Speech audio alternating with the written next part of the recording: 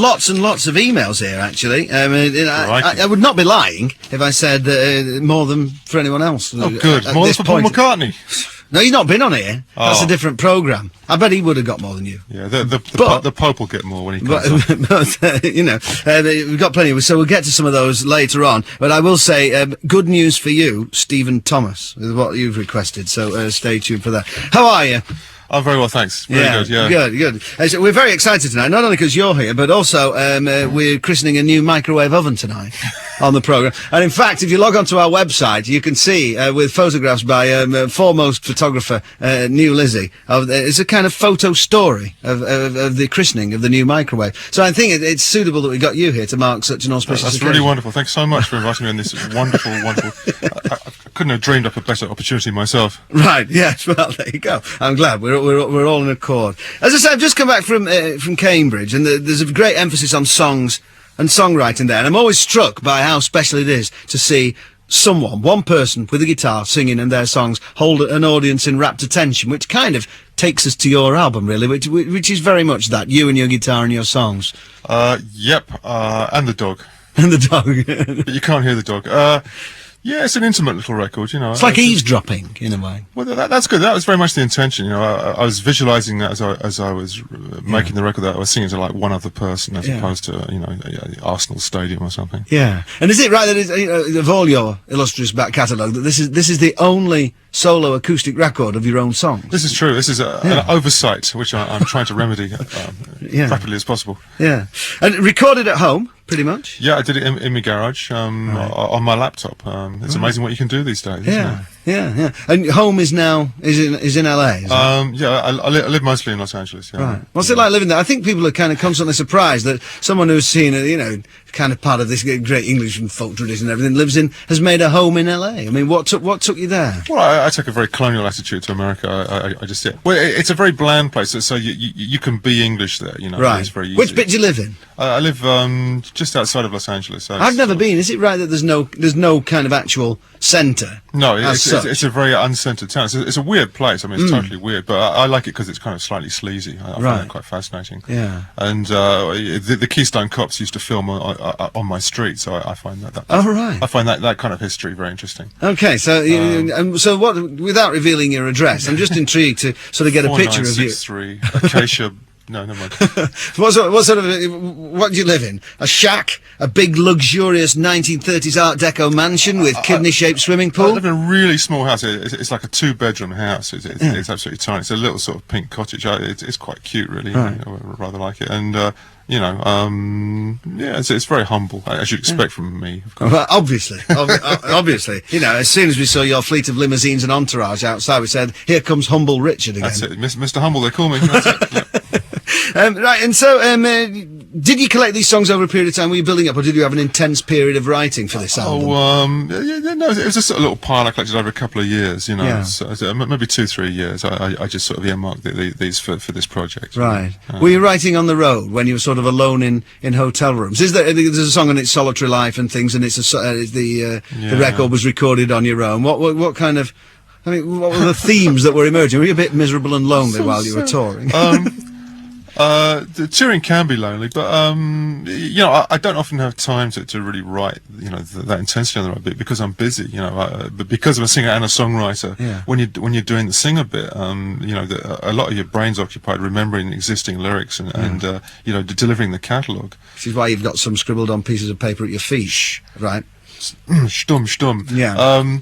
And when I'm at home, I've got much more time to write and get into that. So it's a bit of a two-brained experience, really. You did say though that you didn't want it to be too introverted a record. I think it's something that's incredibly introverted and claustrophobic, which is not what that appeal like something like Springsteen's Nebraska, which was him and his cassette machine in a shed somewhere. But you didn't want it. It's a great record. It is a great record, but you wanted to project out more than that. A bit more than that, just slightly past my navel. Perhaps projecting into the fluff around my navel rather than the actual navel itself.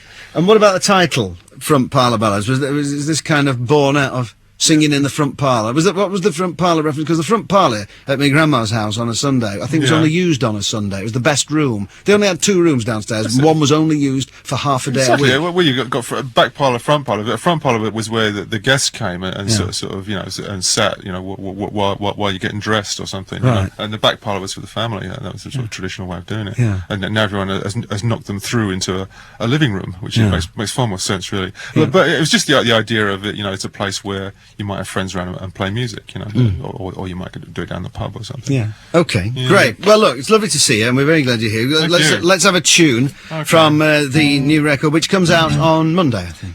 Comes out. Oh, God knows. Yeah, probably next week. Yeah, it does. Trust me. Yeah. Okay. What are you going to play for us first? It's called "Let It Blow." Okay. Great. He was a species on the verge of extinction. She was an Air New Zealand hostess. They were mystically joined, like Rabbits and Landauer, like Pinky and Perky, like Porgy and Bess. Oh, he loved the pursuit and the romance, but the details were more of a chore. When the bride's veil lifted, his mind soon drifted. At least that's what had happened before. Let it blow, let it snow, let the mercury bubble and dive. Life's little traumas, courtroom dramas remind me I'm glad I'm alive.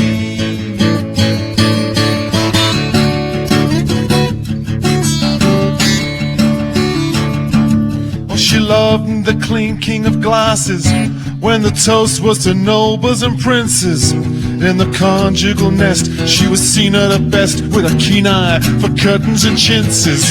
They had all of the furniture ordered by the time they were naming the date.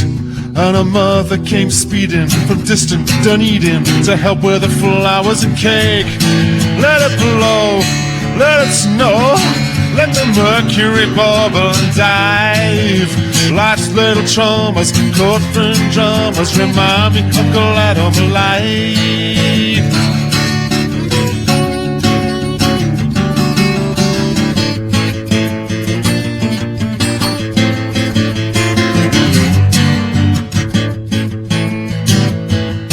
And at the chapel of partial remembrance, the ushers went into a seizure.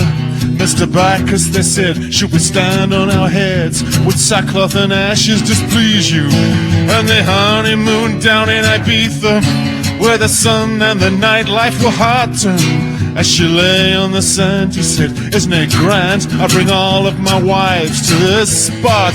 Let it blow, let it snow, let the mercury bubble and dive. Life's little traumas, courtroom dramas remind me I'm glad I'm alive. And a life of volcanic activity left him nothing to spout but hot air. A long interruption since his last eruption was disguised but devil may care. But some charm and skill and maneuver had him rising to meet the occasion. And for once they found bliss, but news of the tryst got to Fleet Street and caused a sensation. Let it blow, let it snow, let the mercury bubble and dive. Life's little traumas, courtroom dramas remind me I'm glad I'm alive. And the press were baying for blood now. They gave him a week at the most. We were all glad to see it reach weeks 2 and 3, but the 4th week, the whole thing was toast. So she dragged her tail back to New Zealand, with threats of high court and revenge. Meanwhile his eye did stray to the ample bustier of a novelty dancer from Penge. Let it blow, let it snow, let the mercury bubble and dive. Life's little traumas and courtroom dramas remind me I'm glad I'm alive. Hey, hey, hey, let it blow, let it snow, let the mercury bubble and dive. Life's little traumas, courtroom dramas remind me I'm glad I'm alive. Hey.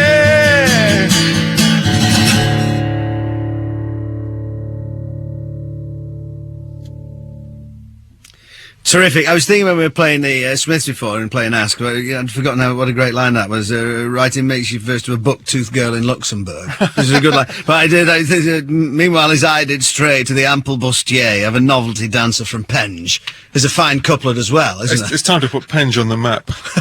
Absolutely. Richard Thompson playing live for us tonight, and we've 2 more songs to come during the course of the programme. These are... Right, the Tony Wood, that Bat Kennedy album is called The Big Picture. I think that's right, The Big Picture.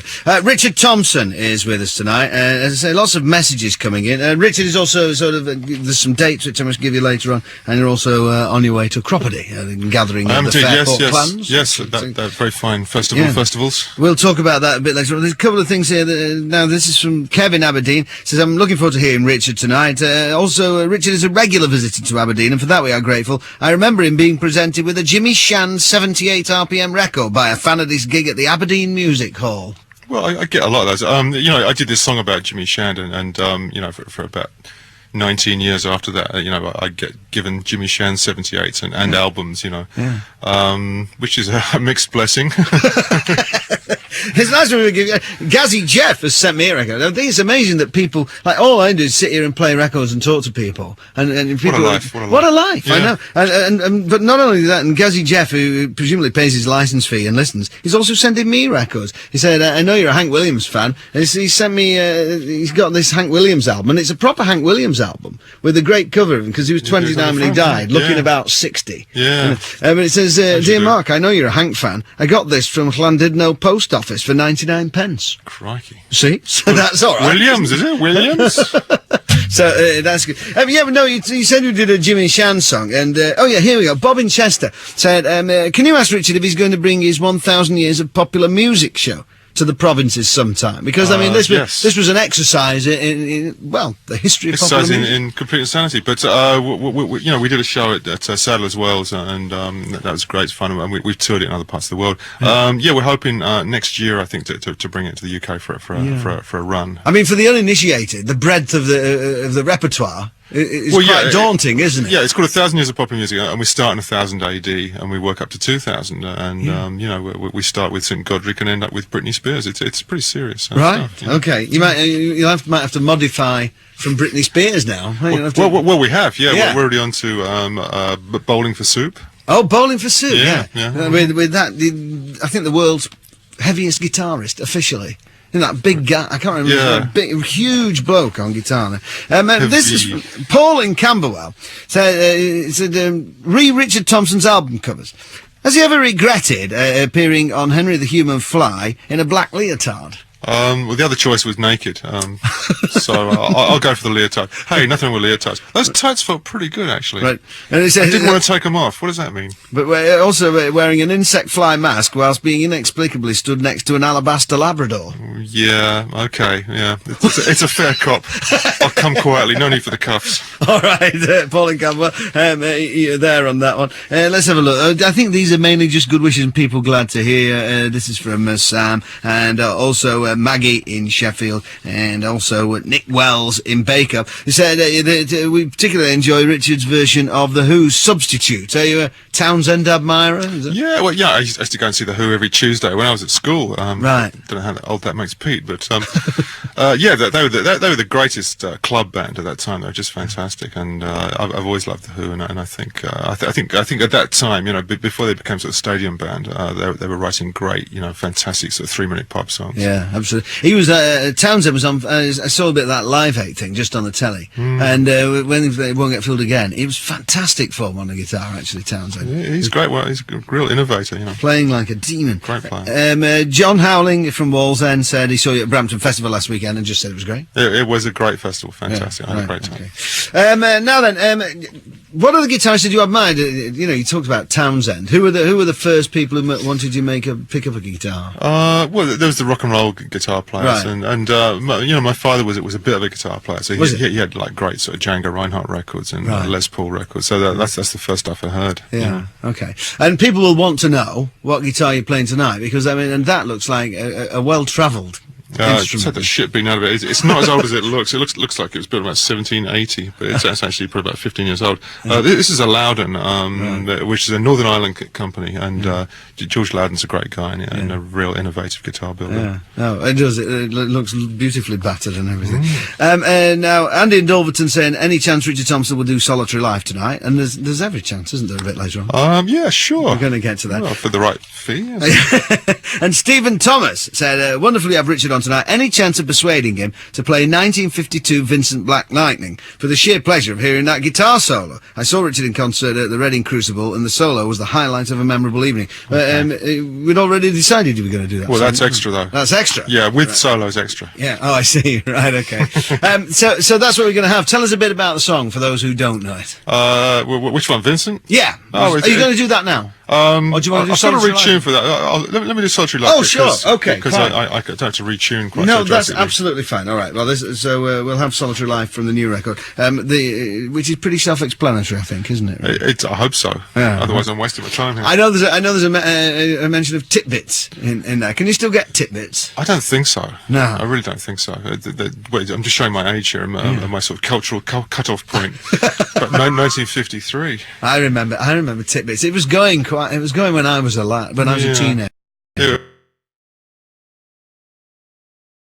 Teenager. Yeah, it was it is like, these sort of really bad, sort of tacky, pathetic black and white shots of girls, with a tiny bit of cleavage or something. Yeah, right. Or shorts on, something racy, fantastic, fantastic headlines, and the copywriting. I mean, wouldn't you have loved a job writing the captions for those pictures? Yeah.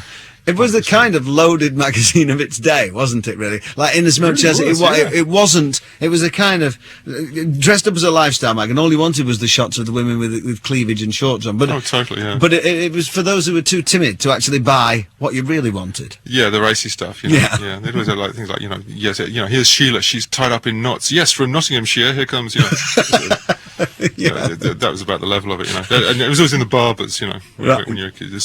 So at age 10, you could sort of, it's a sneaker look, barbers. And the other one was they used to, in barbers, they used to have lots of amateur photographer magazines, and there would be two pairs of bare breasts somewhere in the middle of it, well thumbed, by people's dads while they were waiting for the lads to have pudding basin hairdos.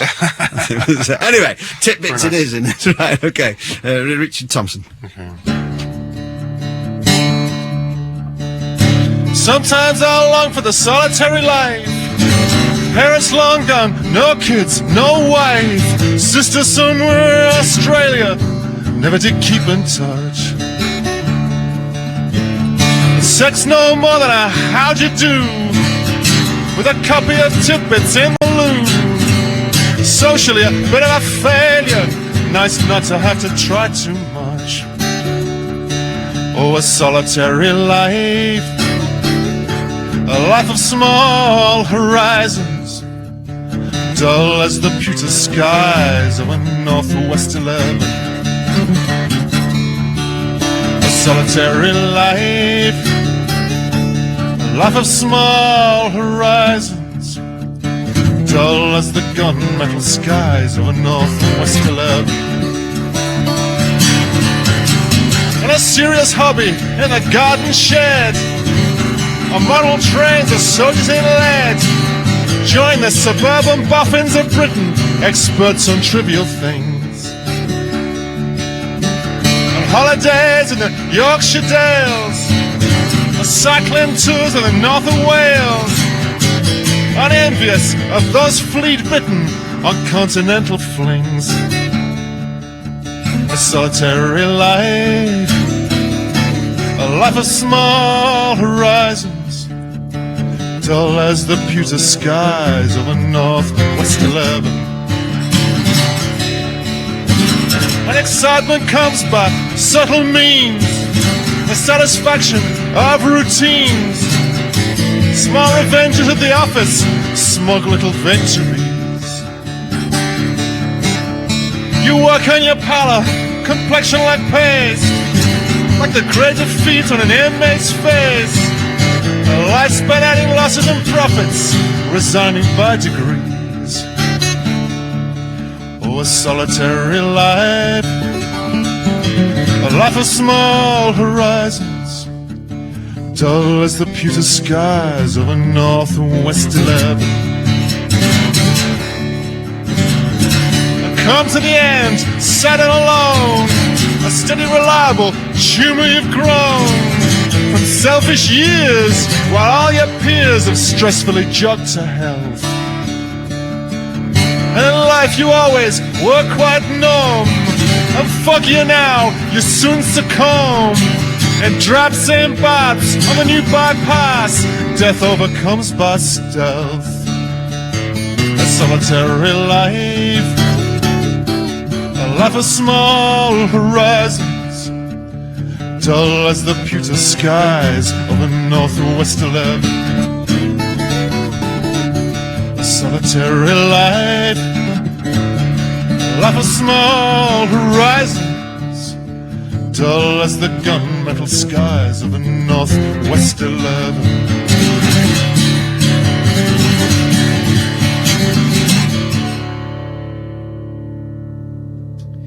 Solitary Life, Richard Thompson, from the new album Front Parlour Ballads, which comes out next week. We'll have one more song before the end of the programme. From Cardiff, this is Helen Love. A few more things coming in. Kevin Aberdeen says, ask Richard how the box set is coming on. I've heard it's coming out in the autumn, true or false? This is the definitive Richard Thompson Chronicles, is it? It's definitive. It's for the collectors. I mean, I've had sort of greatest hits packages before, so this is the sort of obscurities, rarities, you know, outtakes, blah blah blah. But there's a lot of it. There's like 6 CDs of it. So right. It's and it is coming out in the autumn. Yes. So. Well, I think probably coming out early next year now. Right. So you know, it'll miss the Christmas market. you were doing some fine tuning with the guys who are putting it out here tonight, weren't you? Yeah, I was indeed. Yeah, they're fantastic guys. Neil and Nigel did a wonderful job. They did a great, Dave Swarbrick box and Martin Carthy box, right? You know, Okay. etc. etc. All right. Errol said, listening to the show via the internet in Wellington, New Zealand. Can you ask Richard when he will be visiting? He gives Dunedin a mention in the song. I certainly do. Yeah. Good luck, Dean. Well, I'm always trying to get back to New Zealand. I love New Zealand. Please. Sometimes there was talk of an Antipodean swing early next year. I hope this is not just a rumour, but we're certainly trying to get there.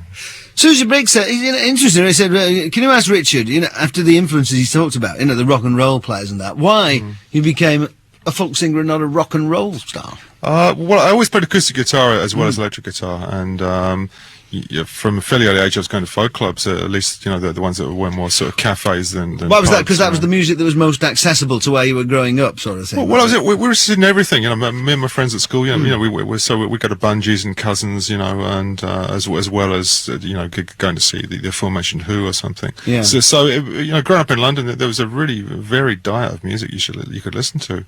And I've always played acoustic guitar, and I've always listened to traditional music as well.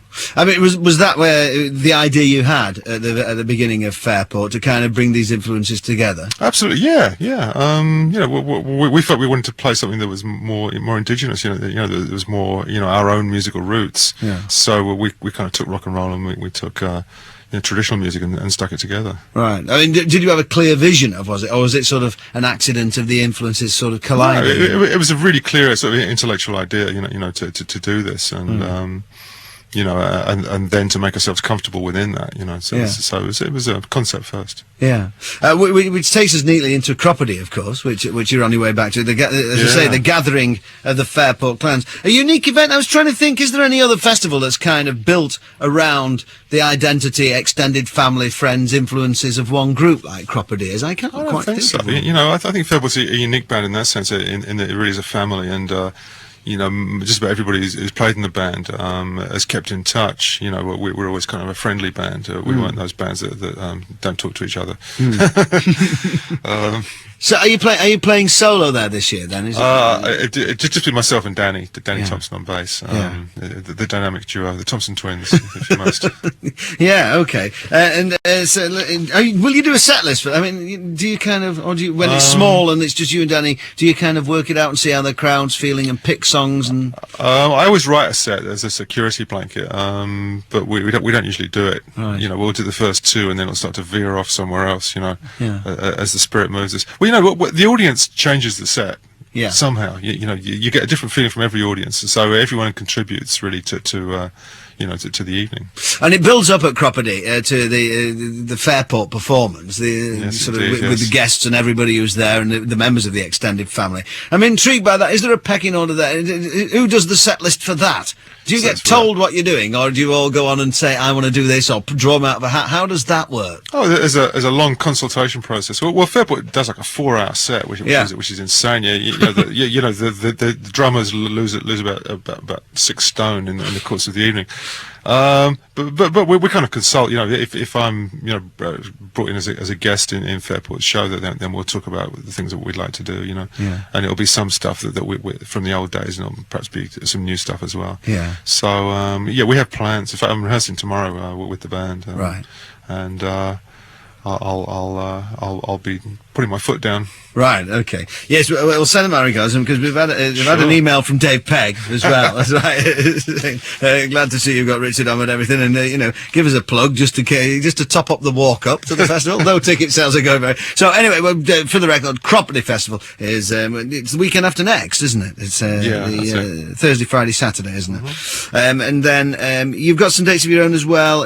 Straight after that, you go to Queen's Hall in Edinburgh. Yeah, 3 nights in Queen's Hall. Monday 15th, Tuesday 16th, Wednesday 17th, then a quick hop over to Brussels, and then back into London Lyric Theatre, Tuesday 23rd, 24th and 25th. I think that's it. Oh, and then you go into Amsterdam, the Melkweg. That's a good venue, the Milky Way. Melkweg, oh yes. Yeah, a good night there. Great. All right. Well, listen, it's been fantastic seeing you. Thanks ever so much for coming. Oh, my pleasure. Thank you. And Stephen Thomas, we'll get back to him. It was, any chance of persuading Richard to play 1952 Vincent Black Lightning, which you are going to do. For people who don't know it, what's it about? It's it's a classic love triangle, boy, girl, motorcycle. Right. Yeah. Are you a biking then? I love bikes. I'm not allowed to have one at the moment. Right. Okay. We won't go into that. Okay.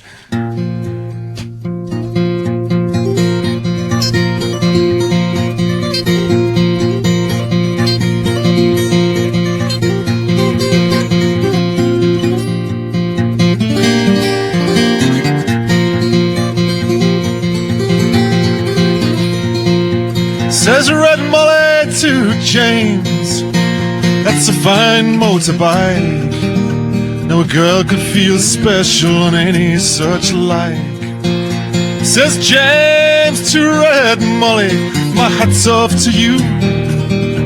It's a Vincent Black Lightning 1952. And I've seen you at the corners and cafes, it seems. Red hair and black leather, my favorite color scheme. And he pulled her on behind and down to Box Hill they did ride.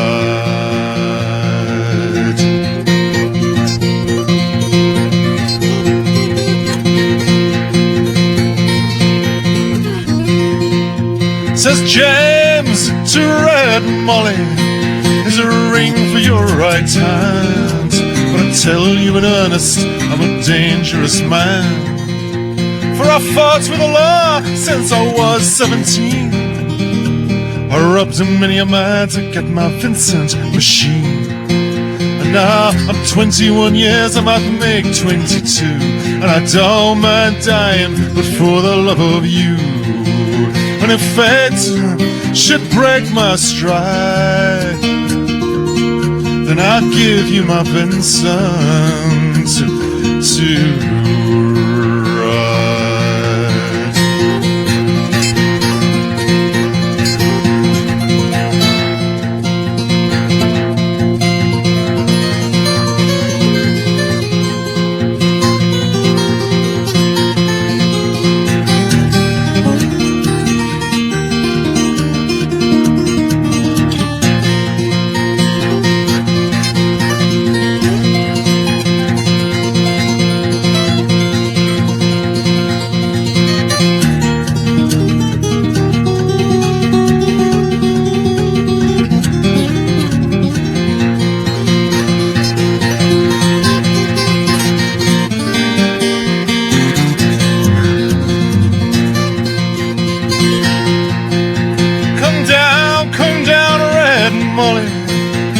Sergeant McRae, for They've taken young James, 80 for armed robbery. Shotgun blast hit his chest, left nothing inside. Come down Red Mortar to his dying bedside. When she came to the hospital, there wasn't much left. He was running out of roads, he was running out of breath. But he smiled to see her cry.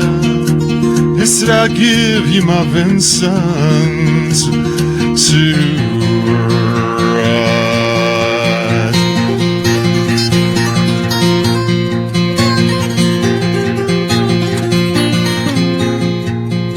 Says James, in my opinion, there's nothing in this world beats a 52 Vincent and a red-headed girl. Now Beezers and Triumphs and Nortons won't do. They don't have a soul like a Vincent 52. When he reached for her hand and he slipped her the keys, said, I've got no further use for these. I see angels on aerials in leather and chrome, swooping down from heaven to carry me home. And he gave her one last kiss and died. And he gave her his Vincent to ride.